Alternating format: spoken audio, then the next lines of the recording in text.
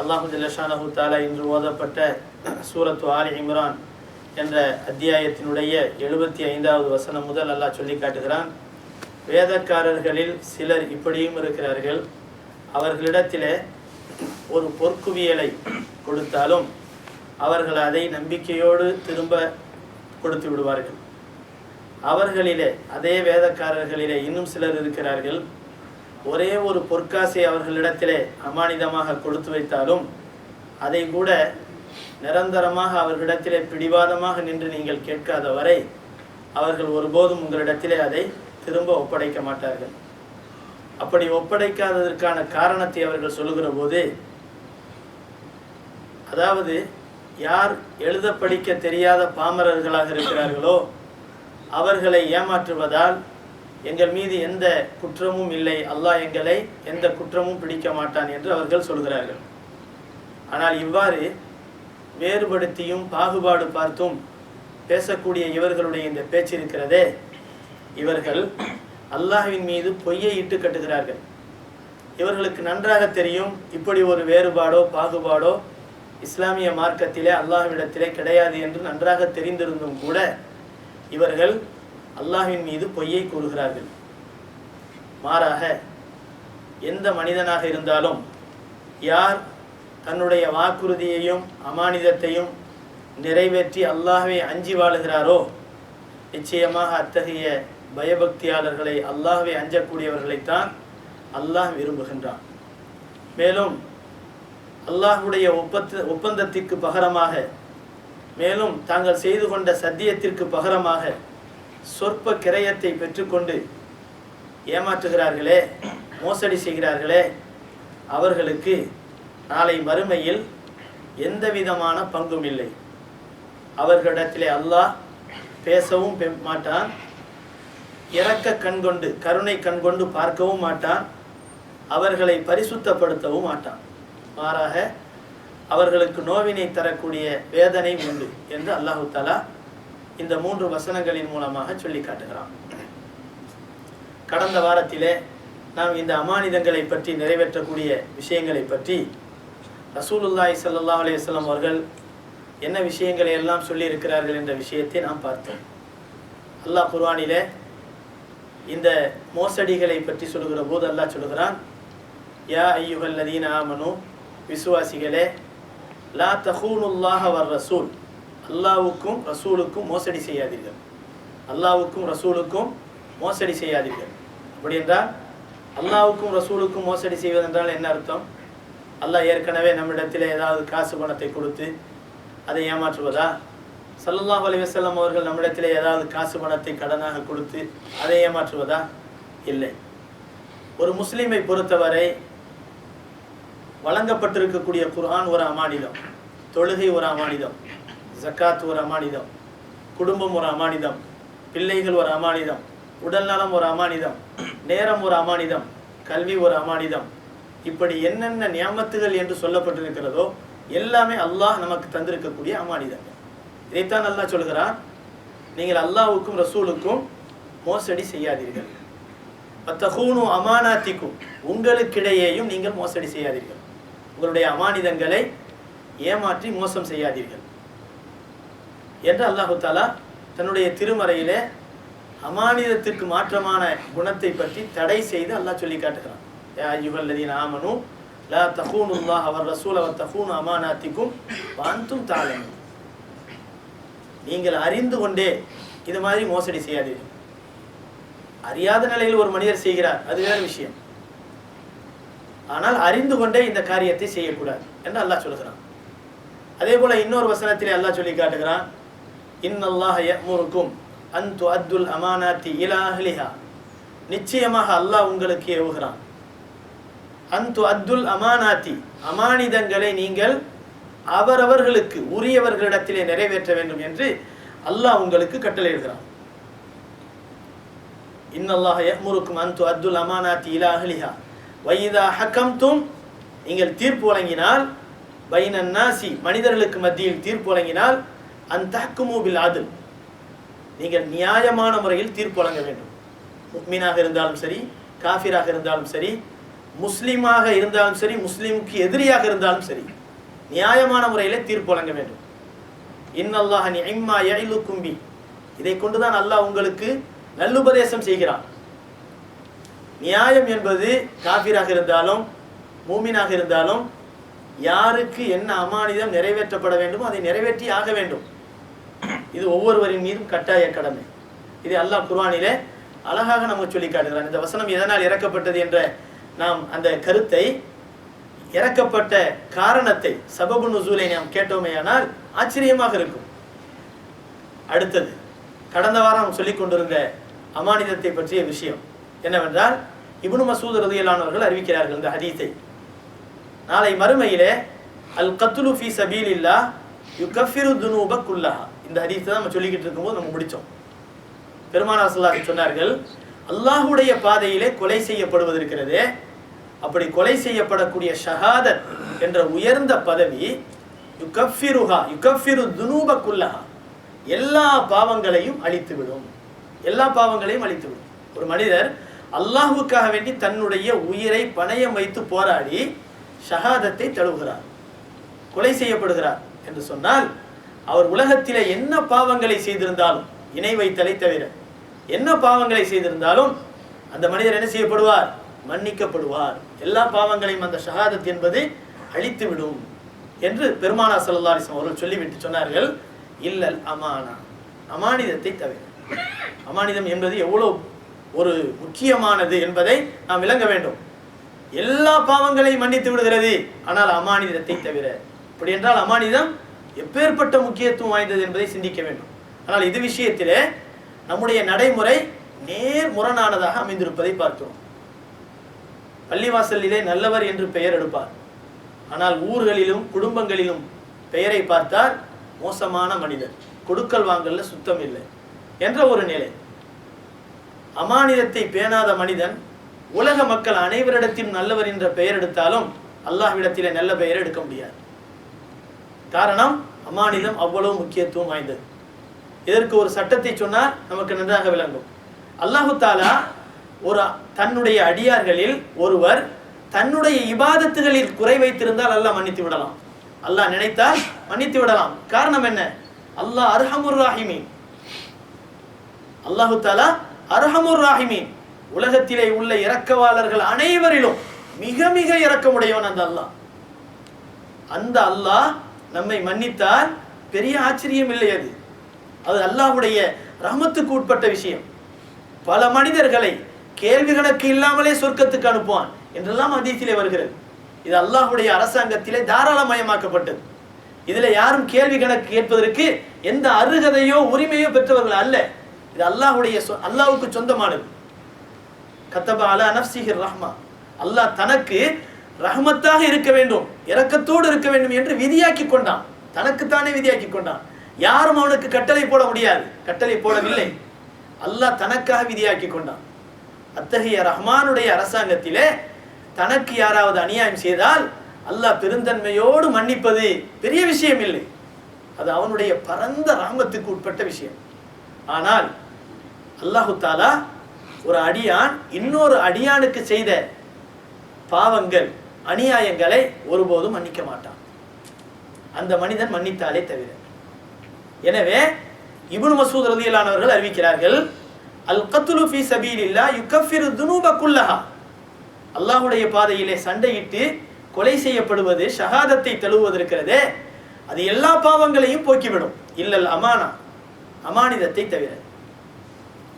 அந்த அமானிதம் என்ன செய்யப்படும்? நாளை மறுமையிலே அந்த மனிதனை எழுப்பி கேள்வி கணக்கு கேட்கப்படும். ஹதீஸினுடைய தொடர். கேட்கப்படுகிற நேரத்திலே அந்த மனிதன் அமானித மோசடி செய்திருப்பதை பார்க்கப்படும். அவனிடத்திலே சொல்லப்படும், உன் அமானிதத்தை நிறைவேற்று. அந்த மனிதன் கேட்பான், யா அல்லாஹ், அமானிதத்தை நிறைவேற்றுக்கு என்னிடத்தில் என்ன பொருள் இருக்கிறது?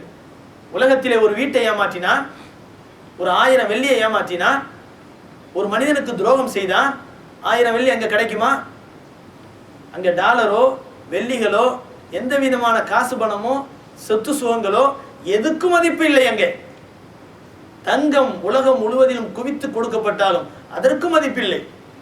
அத்தகைய ஒரு அரசாங்கம். மாலிகி யௌமித்தீன், அந்த மறுமை நாளின் அதிபதி அல்லாஹ் ஒருவனாக இருக்கிறான். அவனை மீறி வேறு யாரும் லஞ்சம் கொடுக்க முடியாது. லா பைஉன் ஃபீஹி வலா குல்லத்து வலா ஷஃபா. அந்த உலகத்திலே எந்த நஷ்ட ஈடும் வாங்கப்படாது, எந்த கொடுக்கல் வாங்கலும் வாங்கப்படாது, எந்த பரிந்துரைகளும் ஏற்றுக்கொள்ளப்படாது. வல் காஃபிரூன ஹுமுல் ஸாலிமூன். அந்த நாளையில் காஃபிர்கள் அனைவரும் அநியாயக்காரர்களாக அறிவிப்பு செய்யப்படுவார்கள். அல்லாஹ் சொல்கிறான். இந்த நேரத்தில் அந்த அடியான் அல்லாஹ்விடத்திலே கேட்பான், யா அல்லாஹ், என் அமானிதத்தை நிறைவேற்றுகிறேன், ஆனால் இந்த உலகத்திலே நான் எப்படி நிறைவேற்ற முடியும்? நான் ஏமாற்றிய பொருள் இந்த உலகத்திலே கிடைக்காதே, நான் எப்படி நான் அதை நிறைவேற்ற முடியும்? அல்லாஹ் சொல்லுவான் மலக்குமார்களை பார்த்து, மலக்குமார்களே, இந்த ஹாவியா என்ற நரகத்திற்கு அழைத்து செல்லுங்கள், அங்கே இவனுடைய அமானிதம் இருக்கிறது. ஹாவியா என்ற நரகத்திற்கு இவனை அழைத்து செல்லுங்கள், அங்கே இவனுடைய அமானிதம் அங்கே பாதுகாத்து வைக்கப்பட்டிருக்கிறது. மலக்குமார்கள் அழைத்து செல்வார்கள். போய் நரகத்தினுடைய வாயிலே பார்க்கும் போதே தெரியும், இந்த பொருள் தான் ஏமாத்தணும், அங்க இருக்குது, இந்த பொருள் தான் ஏமாத்தணும். சரி, அல்லாஹ் தஆலா நம்ம மேல இறக்கப்பட்டான், அதை எடுத்து கொண்டு போய் உரியவரிடத்திலே கொடுத்து ஒப்படைத்து நாம் ஜெயித்து விடலாம், வெற்றி பெற்று விடலாம் என்று அந்த மனிதன் நினைக்கிறான். எனவே மலக்குமார்களிடத்தில் சொல்கிறான், மலக்குமார்களே, அதோ நான் வைத்திருக்கக்கூடிய அமானிதம் அந்த பொருள் தான், அதை எடுத்து நான் வருகிறேன் என்று சொல்லி வேகமாக ஓடுகிறான். இவன் ஓடுனா அமானிதம் சும்மா உட்கார்ந்துருக்கு, அது ஓட ஆரம்பிக்கும். அந்த அமானிதம் ஓட ஆரம்பிக்கும். அமானிதத்துக்காக வேண்டிய அந்த கடனாளி அலைஞ்ச அலை இந்த உலகத்துல எப்பேற்பட்ட அலைச்சல், அந்த அலைச்சலை எல்லாம் சேர்த்து அலைய விடுவாங்க. அமானிதம் ஓடும், எங்கெங்கோ ஓடும். ஓட்டப்பந்தயம் வைக்கிற மாதிரி இவன் என்ன செய்வான், ஓடி போய் அந்த நரகத்துல என்ன செய்வான், வேகமா போய் அந்த ஹாவியா நரகத்துல ஓடி போய் அந்த அமானிதத்தை பிடிச்சிருவான். பிடிச்சி தோல் மேல கொண்டு வருவான். தோல் மேல வச்சுக்கிட்டு வேகமா வருவான். வரும்போது என்ன செய்வான், வாசலை, அந்த நரகத்தினுடைய வாசலை நெருங்கி வெளியாகக்கூடிய நிலைமை நேரத்தில் அந்த ஹாவியா நரகத்தில் இருக்கக்கூடிய அந்த அமானிதம் வலிக்கிட்டு கீழே விழுந்துடும். திருப்பி ஓட ஆரம்பிக்கும். அவன் அதை துரத்தி கொண்டு ஓடுவான், திரும்பவும் பிடிச்சிருவான். தோல் மீது அதை சுமந்து கொண்டு ஓடி வருவான். வெளியாக போகின்ற நேரத்திலே திரும்ப கீழே விழும். இது அல்லாஹ்வுடைய ஏற்பாடு. உலகத்துல மனுஷனை ஏமாத்தினியல்ல, அவன் என்ன பாடுபட்டிருப்பான், அதே பாடு இங்க பாடு நீ. அருமையானவர்களே, உலகத்திலே கஷ்டப்படக்கூடிய மனிதன் பட்ட கஷ்டங்கள் எல்லாம் பெரிய கஷ்டம் அல்ல. அந்த கஷ்டத்திலே அவனுக்கு ஹார்ட் அட்டாக் வந்திருக்கும், மோத்தா போயிருப்பான். சில மனிதர்களை பொறுத்தவரை மரணம் தான் நிம்மதியானது. உலகம் சில மனிதர்களை பொறுத்தவரைக்கும் உலகத்துல வாழும் போதுதான் கஷ்டப்படுவாங்க. எப்போ அல்ஹம்துலில்லாஹ் மோத்தா போறாங்களோ அதோட நிம்மதியான வாழ்க்கை ஆரம்பிக்குது அவங்களுக்கு. அப்படிப்பட்ட சீதேவிகளும் இந்த உலகத்தில் இருக்கிறார்கள். இப்ப அப்படி ஒரு வாழ்க்கையிலே அமானித மோசடி செய்யப்பட்ட மனிதன் கவலையினால் அந்த மனிதனை சுற்றி சுற்றி வருகிறான். அது நிரந்தரமானது அல்ல. ஏதோ ஒரு காலம் சுற்றுவான், அதுக்கு பின்னால நம்பிக்கை இழந்து என்ன செஞ்சிருவான், அதை விட்டு கொடுத்துருவான், இல்லாட்டி மோத்தா போயிடுவான். அது வேற விஷயம். கண்ணியமானவர்களே, ஆனால் இந்த மனிதன் ஹாவியா நரகத்துல ஓடுறது, அதை பிடிக்கிறது, கொண்டு வந்து வெளியே கொண்டு வரக்கூடிய சமயத்தில் அது கீழே வலிக்கிட்டு விழுகிறது. இப்படியே அவன் துரத்தி பிடிப்பதும் வெளியே கொண்டு வருவதும் அதை கீழே விழுவதும் இப்படியே ஓடிக்கொண்டிருக்கும். பெருமானார் ஸல்லல்லாஹு அலைஹி வஸல்லம் அவர்கள் சொன்னார்கள், ஃபஹுவ யஹ்வி ஃபீ அத்ரிஹா அபதல் ஆபிதீன். அபதல் ஆபிதீன், அந்த மனிதன் அந்த பொருளை, அந்த அமானித பொருளை துரத்தி பிடிக்கின்ற விஷயத்திலேயே நிரந்தரமாக நரகத்தில் சுற்றி கொண்டிருப்பான். அப்போ அமானித மோசடி செய்த மனிதனுக்கு இருக்கக்கூடிய இருப்பிடம் எது? ஹாவியா நரகம் தான். அந்த ஹாவியா நரகத்துல எப்ப பார்த்தாலும் என்ன செய்வான், அந்த பொருளை பிடிப்பதற்காக ஓடி ஓடி அலைஞ்சுக்கிட்டு இருப்பான். அதுவே தனி வேதனை. ரசூலுல்லாஹி ஸல்லல்லாஹு அலைஹி வஸல்லம் சொல்லி காட்டினார்கள் இல்லையா, சூசைட் செய்யறாங்க பாருங்க, அல்லாஹ் காப்பாற்றும் நம்ம. இதெல்லாம் ஒரு முஸ்லிமை பொறுத்தவரை இந்த அதாவது தற்கொலை செய்து கொள்வது இருக்கிறதே, இது மோசமான ஒன்று. காரணம், உயிர் ஒரு அமானிதம். அல்லாஹ் கொடுத்த அமானிதத்தை அவன் எப்போ கேட்கிறானோ அப்போதான் நம்ம கொடுக்கறதுக்கு உரிமை இருக்கு. இல்லை இல்லை நான் முன்னாலேயே கொடுத்துறேன்னு சொல்லிட்டு எடுத்து கொடுக்கறதுக்கு நமக்கு உரிமை கிடையாது. அமானித மோசடி அது. எனவே அப்படி யாராவது தற்கொலை செய்து கொண்டால் ரசூலுல்லாஹி ஸல்லல்லாஹு அலைஹி வஸல்லம் அவர்கள் சொல்லி காட்டுகிறார்கள், யார் எந்த பொருளின் மூலம் தற்கொலை செய்து கொண்டார்களோ அதே பொருளை கொண்டு நாளை மறுமையிலே தாங்களே வேதனை செய்து கொள்வார்கள் என்று பெருமானார் ஸல்லல்லாஹு அலைஹி வஸல்லம் சொல்லி காட்டினார். விஷத்தை அருந்தி ஒரு மனிதன் இந்த உலகத்திலே அவன் உயிரை மாய்த்திருப்பானேயானால் ஆகிரத்திலே கடுமையான விஷம் கொண்ட ஒரு பாட்டில் அவனுடைய கையிலே கொடுக்கப்படும்.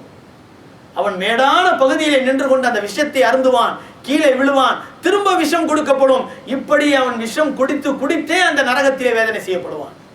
கத்தியினால் குத்தி கொண்டு ஒரு மனிதன் தன்னை தற்கொலை செய்து கொள்வானே, ஆனால் அவனுடைய கையிலே நாளை மறுமையில் நரகத்திலே கத்தி கொடுக்கப்படும்.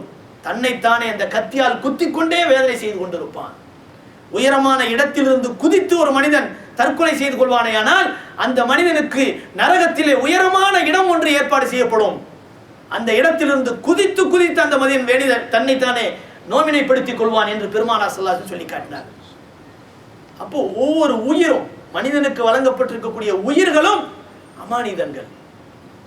ஆகிரத்திலே அவரவர்களுக்கு ஏற்ப நரகத்தை ஏற்பாடு செய்து அதற்கு இந்த உலகத்திலே என்ன பாவம் செய்தானோ அதற்கு ஏற்ப தண்டனைகள் வழங்கப்படும். அதே போலதான் அமானித மோசடி செய்த மனிதனுக்கு அதே போல அந்த அமானித பொருள்களை துரத்தி பிடிக்கக்கூடிய தண்டனை அல்லாஹ் கொடுப்பான் ஹாவியா என்ற நரகத்திலே என்று பெருமானார் ஸல்லல்லாஹு அலைஹி வஸல்லம் அவர்கள் சொல்லிவிட்டு இங்கதான் விஷயத்துக்கு வரணும்.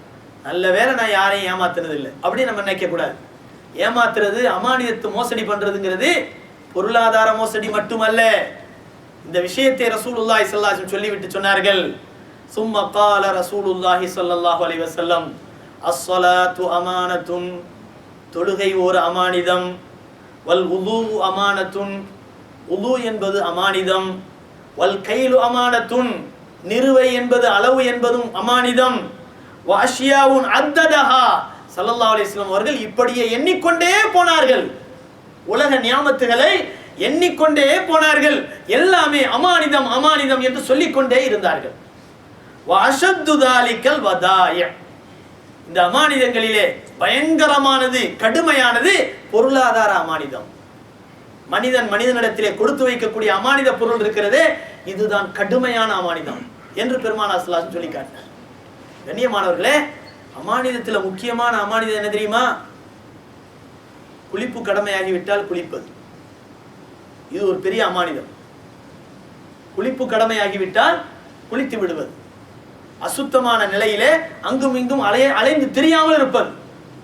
குளிப்பு கடமையானவர் இருக்கக்கூடிய வீட்டிலே ரஹ்மத்துடைய மலக்குமார்கள் நுழைய மாட்டார்கள். ரசூலுல்லாஹி ஸல்லல்லாஹு அலைஹி வஸல்லம் சொல்லி காட்டினார். பரிசுத்தம் என்பது அமானிதம், அந்த அமானிதத்தை பேண வேண்டும். பரிசுத்தத்துக்கு மாற்றமான குளிப்பு கடமை, ஜனாபத் என்ற இந்த ஒன்றை ஒரு மனிதன் தன்னிடத்திலே வைத்துக் கொண்டு நேரத்தை கடத்துவது அமானித மோசடி.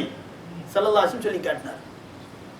அமானித மோசடி என்பதை நாம் ஒரு சுருக்கமான ஒரு வட்டத்துக்குள் பார்க்க கூடாது. இது ஒரு பரந்து விரிந்த ஒரு தலைப்பு. அமானிதம் என்பது சாதாரணமானது அல்ல. காசு பணத்துக்கு மட்டும் வட்டம் போடக்கூடாது. மாற்றமாக உலகத்திலே அல்லாஹ்வினால் வழங்கப்பட்டிருக்கக்கூடிய சட்ட திட்டங்கள், கடமைகள், கட்டளைகள், அல்லாஹ்வுடைய நியாமத்துகள் எல்லாமே அவனுடைய அமானிதம். அடுத்து இந்த ஹதீஸை இப்னு மஸ்ஊத் ரலியல்லாஹு அன்ஹு அவர்கள் சொல்லி காட்டினார்கள். இந்த ஹதீஸை அறிவிக்கக்கூடிய அறிவிப்பாளர் சொல்லி காட்டுகிறார்கள். இந்த ஹதீஸ் எனக்கு ஒரு வினோதமா தெரிஞ்சது. அந்த காலத்துல பரா இப்னு ஆசிப் ரலியல்லாஹு அன்ஹு அவர்கள் வாழ்ந்து கொண்டிருந்தார்கள். நான் அவர்களை சந்திக்கக்கூடிய ஒரு சூழ்நிலை ஏற்பட்டது. அவர்களை பார்த்தபோது நான் அவர்களை பார்த்து கேட்டேன், இப்னு மஸ்ஊத் ரலியல்லாஹு அன்ஹு அவர்கள் சொல்லக்கூடிய ஒரு ஹதீஸை நீங்க கேள்விப்பட்டிருக்கீங்களா? நான் கேட்டேன். அது வினோதமா எனக்கு தெரியுது. அலா தரா இலா மா கால இப்னு மஸ்ஊத் கால கதா வ கதா, இப்படிலாம் ஒரு ஹதீஸ் சொன்னார். ஹாவியான் ஒரு நரகம் இருக்கும், அமானிதம் அங்கே இருக்கும். ஓட்டம் பிடிச்சு அங்கே ஓடி போய் அந்த அமானிதத்தை பிடிப்பாரு, அது வலிக்கிட்டு விழுவும், திருப்பி ஓடி போய் அதை பிடிப்பாரு. இப்படியே அதை அமானிதத்தை துரத்தி பிடிக்கிறதுலேயே நரகத்தில் வேதனை செய்யப்படுவார் என்று இப்னு மஸ்ஊத் ரலியல்லாஹு அன்ஹு அவர்கள் சொல்லக்கூடிய ஒரு ஹதீஸை நான் கேள்விப்பட்டனே, இது உண்மைதானா அப்படின்னு பரா இப்னு ஆசிப் ரலியல்லாஹு அன்ஹு அவர்களிடத்திலே நான் கேட்டேன். இந்த அறிவிப்பாளர் சொல்லி காட்டுகிறார். சொன்னவுடன் உடனே பரா இப்னு ஆசிப் ரலியல்லாஹு அன்ஹு அவர்கள் இதை உண்மைப்படுத்தக்கூடிய வகையிலே சொல்லி காட்டினார்கள். இதில் என்ன சந்தேகம்? அம்மா சமிஅத்தல்லாஹ், அல்லாஹ் சொல்லக்கூடிய விஷயத்தை நீ கேட்கவில்லையா? யகூல் இன்னல்லாஹ யஅமுருக்கும் அன் துஅத்துல் அமானாத்தி இலா அஹ்லிஹா, நிச்சயமாக அல்லாஹ் உங்களுக்கு ஏவுகிறான், அமானிதங்களை அவரவர்களிடத்திலே ஒப்படைக்குமாறு அல்லாஹ் உங்களுக்கு ஏவுகிறான் என்று அல்லாஹ் சொல்கிறானே. இந்த விஷயத்தை நீங்க கேள்விப்படலையா? இதை வச்சே புரிஞ்சுக்கிறீங்க அமானிதம் எவ்வளவு முக்கியமானது. இப்னு மஸ்ஊத் சொன்னது சத்தியமானது என்று சொல்லி காட்டினார்கள். இந்த ஒட்டுமொத்த ஹதீஸும் அஹ்மதிலே வருகிறது, அஹ்மத் பைஹக்கியிலே வருகிறது. கண்ணியமானவர்களே, இந்த மாதிரியான ஹதீஸ் நமக்கு எதை காட்டுகிறது? அமானிதம் என்பது சாதாரணமானது அல்ல. நாளை மறுமையிலே நிரந்தரமான ஒரு வேதனைகளை உண்டாக்கக்கூடிய ஒரு பயங்கரமான ஒரு பாவமாக கருதப்படுகிறது என்பதை ரசூலுல்லாஹி ஸல்லல்லாஹு அலைஹி வஸல்லம் அவர்கள் நமக்கு சொல்லித் தருகிறார்கள். எனவேதான் ரசூலுல்லாஹி ஸல்லல்லாஹு அலைஹி வஸல்லம் சொல்லி காட்டினார்கள். இப்னு உமர் ரலியல்லாஹு அன்ஹு அவர்கள் அறிவிக்கக்கூடிய ஹதீஸ் தபரானிலே வருகிறது. லா ஈமான லிமன் லா அமானத லஹு, யாருக்கு அமானிதத்தை பேணக்கூடிய தன்மை இல்லையோ, பாதுகாக்கக்கூடிய தன்மை இல்லையோ, அவருக்கு ஈமான் இல்லை. வலா தீன லிமல் வலா தஹு வலா ஸலாத்த லிமல் லா தஹூர லஹு, யாருக்கு பரிசுத்தம் இல்லையோ அவருக்கு தொழுகை இல்லை. யாருக்கு பரிசுத்தம் இல்லையோ அவருக்கு தொழுகை இல்லை என்று பெருமானார் ஸல்லல்லாஹு அலைஹி வஸல்லம் அவர்கள் சொல்லி காட்டினார். அதே போல இன்னொரு ஹதீஸிலே அலி ரலியல்லாஹு அன்ஹு அவர்கள் அறிவிக்கிறார்கள். குன்னா ஜுலூசன் மா ரசூலில்லாஹி ஸல்லல்லாஹு அலைஹி வஸல்லம், ஒரு முறை ரசூலுல்லாஹி ஸல்லல்லாஹு அலைஹி வஸல்லம் அவர்களிடத்திலே அவருடைய சபையிலே நாங்கள் அமர்ந்திருந்தோம். ஆலியா என்ற குடும்பத்தை சார்ந்த ஒரு மனிதர் அங்கே வந்தார். பெருமானார் ஸல்லல்லாஹு அலைஹி வஸல்லம் அவர்களிடத்திலே கேட்டார், அக்பிர்னி யா ரசூலல்லாஹ் பி அஷத்தி ஷையின் ஃபி ஹாதா தீனி வ அல்யனிஹி, இந்த மார்க்கத்திலே மிக கடினமான காரியம் எது, மிக இலகுவான காரியம் எது? நாமளும் தெரிஞ்சு கொள்ள வேண்டிய ஒரு விஷயம். இந்த மார்க்கத்தில் ரொம்ப கடினமான விஷயம் எது, இந்த மார்க்கத்தில் ரொம்ப இலகுவான லேசான விஷயம் எது? இந்த ரெண்டையும் கொஞ்சம் சொல்லித்தாங்க யார் ரசூலுல்லாஹ் அப்படின்னு என்ன செய்யறாங்க, அஹ்லுல் ஆலியாவை சார்ந்த ஒரு மனிதர் ரசூலுல்லாஹி ஸல்லல்லாஹு அலைஹி வஸல்லம் அவர்களிடத்தில் வந்து கேட்கிறார்கள். அப்போ அலி ரலியல்லாஹு அன்ஹு அவர்கள் சொல்கிறார்கள், நாங்கள்லாம் நபியினுடைய சபையில் உட்கார்ந்துருந்தோம். கேட்டவுடன் பெருமானார் ஸல்லல்லாஹு அலைஹி வஸல்லம் சொல்லக்கூடிய பதில் கேள்விப்படுறதுக்கு ஒரு அழகான வினோதமாகவும் ஆச்சரியமாகவும் இருக்கிறது. ஆனால் நடைமுறைக்கு சாத்தியமான ஒன்று. பெருமானார் ஸல்லல்லாஹு அலைஹி வஸல்லம் சொன்னார்கள், அல் யன்ஹு, இந்த மார்க்கத்தில் ரொம்ப இலகுவானது எது தெரியுமா? நாமெல்லாம் செஞ்சது கலிமாவை சொல்லிட்டு பொசுக்குன்னு உட்கார்ந்துருக்கிறோம், எதுவுமே கவலை கிடையாது. கலிமா சொல்லிட்டோம், நமக்கு என்ன செஞ்சிடும், சொர்க்கம் கிடைச்சிடும் ஒரு நாள். ஹதீஸ் அலஹா ரசூலுல்லாஹி ஸல்லல்லாஹு அலைஹி வஸல்லம் சொல்லி இருக்கிறாங்க, மன் கால லா இலாஹ இல்லல்லாஹ் தഖலல் ஜன்னah, யார் லா இலாஹ இல்லல்லாஹ் என்று சொல்லுவாரோ அவர் சொர்க்கத்தில் கட்டாயமாக நுழைவார், அது சந்தேகமே இல்லை. ஆனால் எப்போது அமல்கள் இல்லை, தீய காரியங்கள் அவனிடத்தில் இருக்கின்றன என்றால் அதற்கு தகுதியான தண்டனைகள் முழுவதையும் பெற்றதற்கு பிறகு அந்த மனிதன் போவான். எவ்வளவு காலம் அந்த தண்டனை, அந்த தண்டனைக்குரிய கால அவகாசம் என்ன நமக்கு தெரியாது. இந்த உலகத்தினுடைய ஒரு நாள் என்றால் ஆகிரத்திலே 50,000 வருஷம். ஒரு நாள் தண்டனை என்று சொல்லப்பட்டாலும் 50,000 வருஷம் இந்த உலகத்தினுடைய மதிப்புல தண்டனையை பெற வேண்டும். அல்லாஹ் காப்பாற்றணும். அப்போ அல்லாஹ்வுடைய தண்டனையும் பயப்படக்கூடியவர்கள் கலிமா சொல்லிட்டு பேசாம மௌனமா உட்கார மாட்டாங்க. நிம்மதி இல்லாத நிலையில் சஹாபாக்கள் மாதிரி, அல்லாஹ் எங்களை மன்னிச்சிரு.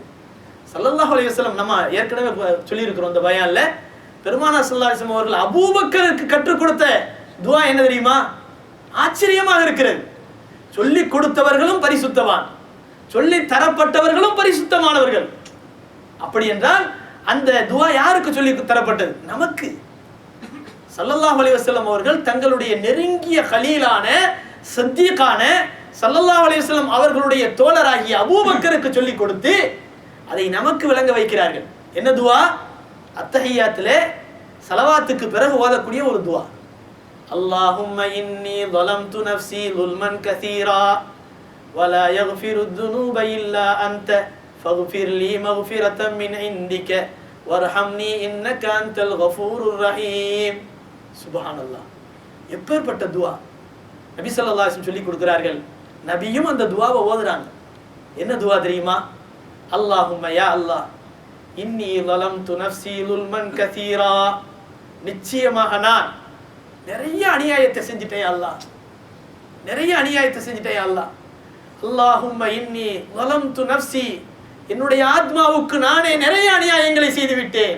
துல்மன் கசீரா வலா யக்ஃபிரு துனூப இல்லா அன்த, அந்த பாவங்களை எல்லாம் மன்னிக்கணும் சொன்னா நீ உன்னால் மட்டும்தான் முடியும், வேற யாராலும் முடியாது, வேற யாராலும் முடியாது. இல்லா அன்த ஃபக்ஃபிர்லி, என் இரட்சகனே என்னை மன்னித்து விடு. மக்ஃபிரத்தம் மின் இந்திக், உன் புறத்திலிருந்து இருக்கக்கூடிய மன்னிப்பை எனக்கு கொடு. வர்ஹம்னி, என் மீது இரக்கப்படு. இன்னக அன்தல் கஃபூருர் ரஹீம், நிச்சயமாக நீ மன்னிக்க கூடியவன், இரக்கம் உள்ளவன். இதை நம்பி கேட்கிறேன் யா அல்லாஹ், என்னை நீ மன்னிச்சிரு, என் மீது இரக்கப்படு. நான் ரொம்ப அநியாயம் செய்தவன். யார் சொல்லி கொடுத்தது? யாருக்கு சொல்லிக் கொடுக்கிறார்கள்?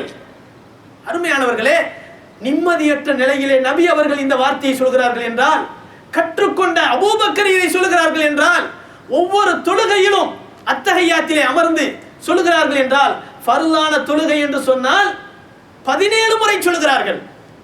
சுன்னத்துகளை எல்லாம் சேர்த்து பார்த்தால் எவ்வளவு முறை சொல்லியிருப்பார்கள்? இவ்வளவு முறையும் அபூபக்கர் போன்ற சஹாபாக்கள் நடுங்கிய நிலையிலே இதை ஓதுகிறார்கள். அத்தஹியாத்தில் இருக்கக்கூடிய நிலைமையே நமக்கு தெரியல, எங்கேயோ இருக்கிறோம். கண்ணியமானவர்களே, அல்லாஹு ஜல்ல ஷானஹு தஆலா இந்த துஆவின் மூலமாக நமக்கு கற்றுத்தரக்கூடிய விஷயம் என்ன? கற்றுத்தரக்கூடிய விஷயம் என்ன? நிச்சயமாக கலிமா சொன்னால் போதாது, அதன் பிறகு நீண்ட நெடிய அமல்களினுடைய பாதை உண்டு. ஒரு மூமின் என்று பெயர் எடுப்பதற்கு கலிமா மட்டும் அல்ல. அல்லாஹ் சொல்லி காட்டுகிறான், அந்த காட்டு அரபிகள், கிராமப்புறத்து அரபிகள் இஸ்லாத்தை ஏற்றுக்கொண்டதை போல நடிக்கிறார்கள். நபியிடத்திலே வந்து சொன்னார்கள், நாங்கள் முஸ்லீம் ஆகிவிட்டோம். அல்லாஹ் சொல்கிறான், காலத்தில் ஆராபு ஆமன்னா குல்லம் துக்மினு வலக்கின் கூலு அஸ்லம்னா. அல்லாஹ் சொல்கிறான், அந்த கிராமப்புறத்து அரபிகள் நபியிடத்திலே வந்தார்கள். வந்து சொல்கிறார்கள், ஆமன்னா, நாங்கள்லாம் மூமின் ஆயிட்டோம், ஈமான் கொண்டு விட்டோம் என்று சொல்கிறார்கள். நபியே சொல்லுங்கள், குல்லம் துக்மினு, நீங்க ஈமான் கொள்ளல, வலக்கின் கூலு அஸ்லம்னா, இஸ்லாத்தை ஏத்துக்கிட்டோம்னு சொல்லுங்க. முஸ்லிமா மட்டும்தான் இருக்கிறீங்க, மூமின் ஆகல இன்னும். வலக்கின் கூலு அஸ்லம்னா வலம்மா யதுகுலில் ஈமானு ஃபீ குலூபிக்கும், ஈமான் உங்கள் உள்ளங்களிலே நுழையவில்லை. லா இலாஹ இல்லல்லாஹ் சொன்னா முஸ்லிம் ஆகலாம், மூமின் ஆக முடியுமா? மூமின் ஆகிறதுக்கு என்ன தேவை? நீண்ட நெடிய பாதை ஒன்று உண்டு, அதுதான் அமல்களின் பாதை. அந்த அமல்கள் தொழுகை, நோன்பு, ஜக்காத், ஹஜ் என்ற வணக்கங்கள் மட்டுமல்ல. உலக வாழ்க்கையிலே யார் யாரிடத்தில் எப்படி பேச வேண்டும், என்ன பேச வேண்டும், எப்படி நடக்க வேண்டும், கொடுக்கல் வாங்கல் எப்படி இருக்க வேண்டும், பரிசுத்த தன்மை என்றால் என்ன, எல்லாவற்றையும் தெரிந்து அமல் செய்வதுதான் ஈமானின் அடையாளம். ஈமானினுடைய அடையாளத்தின் தாழ்ந்த பகுதியை நபி அவர்கள் என்ன சொன்னார்கள்? ஸல்லல்லாஹு அலைஹி வஸல்லம் சொன்னார்கள், அத்னாஹா இமாதத்துல் அதா அனித் தரீக் வல் ஹயாஉ ஷுஅபத்தும் மினல் ஈமான். பாதையிலே கிடக்கக்கூடிய கற்கள் முற்களை அகற்றுவது ஈமானின் தாழ்ந்த பகுதி, அதுவும் ஈமானின் ஒரு கிளை. வல் ஹயாஉ, வெட்கம், மானம், ரோஷத்தோடு நடந்து கொள்வது இருக்கிறதே, இதுவும் ஈமானில் ஒரு பங்கு. வெட்கம் இல்லை இன்றைக்கு ஆண்களிடத்திலும் சரி பெண்களிடத்திலும் சரி, வெட்கம் என்பது இல்லை. காரணம் என்ன? பெண்கள் தான் இப்படி போறாங்க, ஆம்பளைங்களுக்கு வெட்கம் இல்லைன்னு சொல்றீங்களே, என்ன காரணம்? ஸல்லல்லாஹு அலைஹி வஸல்லம் அவர்கள் என்ன சொன்னாங்க தெரியுமா? வெட்கம்டா என்ன தெரியுமா? வெட்கம்டா என்ன தெரியுமா? ஒரு அடியான் அல்லாஹ் பார்க்கிறான் என்று ஒரு தவறை செய்யாமல் இருப்பதுதான் உண்மையான வெட்கம். அல்லாஹ் பார்க்கிறான். கண்ணியமானவர்களே, அல்லாஹ் காப்பாற்றணும். நம்ம சபையில யாரும் இருக்க மாட்டோம். ஒரு மனிதன் குடிக்கிறான் என்று வைத்துக் கொள்ளுங்கள். ஒரு தந்தை வருகிறார், குடிப்பானா? எடுத்து ஒளிச்சு வச்சிருவான். நம்ம ஊர்ல ஒரு பழக்கம் இருக்கு, என்னன்னு சொன்னா, பீடி குடிக்கக்கூடியவர்கள், சிகரெட் குடிக்கக்கூடியவர்கள், புகைப்பிடிக்கக்கூடியவர்கள் குடிச்சுக்கிட்டே இருப்பாங்க. யாராவது ஒரு ஆலிமோ அல்லது முக்கியமானவர்களோ வந்தால் ஒளிச்சுக்கிடுவாங்க. அப்படி அப்படின்னா என்ன அர்த்தம்? இது கூடாத விஷயம், ஒழுக்கக்கேடான விஷயம், உலகத்திற்கு கேடானது, இதை செய்யக்கூடாது, செஞ்சுக்கிட்டு இருக்கிறோம். இந்த மனிதர் பார்த்தால் நம்மை ஒரு மாதிரி நினைப்பார். அல்லாஹ் பார்க்கலாமா? அல்லாஹ் பார்க்கலாமா? வெட்கங்கெட்ட விஷயம் என்று நபி ஸல்லல்லாஹு அலைஹி சொல்கிறார்கள்.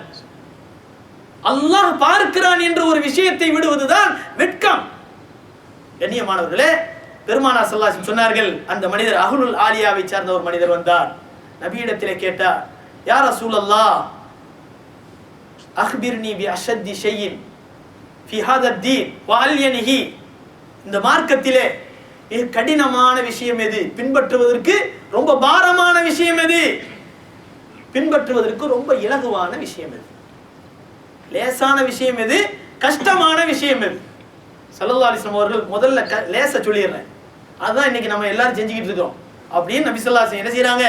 ஃபர்ஸ்ட் என்ன செய்யறாங்க? கேட்டது வந்து கடுமை எதுன்னு ஆரம்பத்தில் கேட்கிறாங்க. பதில் சொல்றாங்க தான் கடுமையாக தான் ஃபர்ஸ்ட் சொல்லியிருக்கணும்.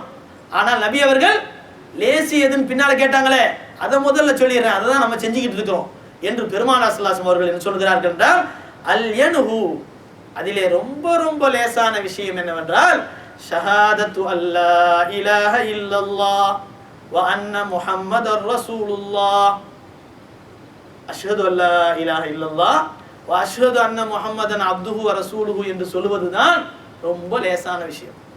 சின்ன பிள்ளையிலே கற்றுக் கொடுத்துரும் பிள்ளைங்களுக்கு. ஷஹாதத்து கலிமா, வணக்கத்திற்குரிய அல்லாஹ்வை தவிர வேறு யாரும் இல்லை, அல்லாஹ்வினுடைய தூதராகிய முஹம்மது ஸல்லல்லாஹு அலைஹி வஸல்லம் அவர்கள் அல்லாஹ்வுடைய அடியாராகவும் தூதராகவும் இருக்கிறார்கள் என்று சாட்சி சொல்வது ரொம்ப லேசான விஷயம்.